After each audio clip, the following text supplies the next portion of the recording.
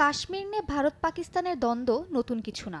এবার এর সঙ্গে যুক্ত হয়েছে ৬৪ বছর পুরনো সিন্ধু নদীর পানি বণ্টন চুক্তি। ১৯৬০ সালে ভারতের প্রথম প্রধানমন্ত্রী জওহরলাল নেহরু ও পাকিস্তানের তৎকালীন প্রেসিডেন্ট জেনারেল আইয়ুব খানের মধ্যে সিন্ধু নদীর পানি বণ্টন নিয়ে এই চুক্তি স্বাক্ষর হয়। সম্প্রতি সেই চুক্তিতে কিছু পরিবর্তন চেয়ে পাকিস্তানকে নোটিশ পাঠায় ভারত। বিশ্লেষকরা বলছেন, প্রতিবেশী দুই দেশের ঐতিহাসিক সিন্ধু চুক্তি থেকে বেরিয়ে আসার পরিকল্পনা করছেন নরেন্দ্র মোদি।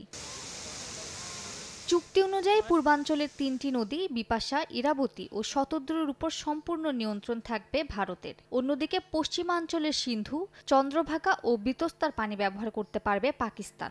ভারতীয় বিশেষজ্ঞদের দাবি, চুক্তিতে সিন্ধু নদীর মাত্র ২০% পানি ভারতের অংশে দেয়া হয়েছে, আর বাকি ৮০%ই পাকিস্তানের অধীনে আছে। ভারত বলছে, যে সময় এই চুক্তি স্বাক্ষরিত হয় সে সময়ের তুলনায় এখন দেশের জনসংখ্যা কয়েক গুণ বেড়েছে। কৃষিক্ষেত্রেও অনেক পরিবর্তন এসেছে।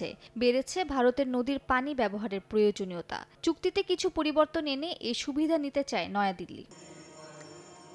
পাকিস্তানকে পাঠানোর নোটিশে ভারত কী ধরনের পরিবর্তন চায় তা নির্দিষ্ট করে জানানো হয়নি। বিশেষজ্ঞদের ধারণা, মোদী সরকার পাকিস্তানের অধীনে থাকা পানি ব্যবহার করে জলবিদ্যুৎ ও অন্যান্য পানিভিত্তিক প্রকল্প তৈরির পরিকল্পনা করছে। সেই হিসাব করে নয়াদিল্লি আগের চুক্তি ভেঙে নতুন করে সিন্ধু নদীর পানি বণ্টন করার প্রস্তাব দেবে বলে ধারণা করা হচ্ছে। অন্যদিকে পাকিস্তান ভারতের বিরুদ্ধে নদীতে বাঁধ দিয়ে নদীর স্বাভাবিক ধারা ব্যাহত করার অভিযোগ এনে বলেছে, ইসলামাবাদ এ চুক্তিতে কোনো পরিবর্তন চায় না। পাকিস্তানের পররাষ্ট্র মন্ত্রণালয়ের মুখপাত্র জানিয়েছেন, দুই দেশের ভূরাজনৈতিক সম্পর্ক স্থিতিশীল রাখতে এই চুক্তি অত্যন্ত গুরুত্বপূর্ণ। বিশেষজ্ঞদের ধারণা, পাকিস্তান নিজেদের অবস্থান বজায় রাখার জন্য আন্তর্জাতিক আইনের সাহায্য নেবে।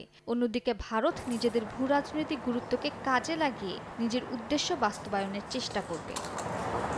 মালিহা সুহরাওয়ার্দী, সময় সংবাদ।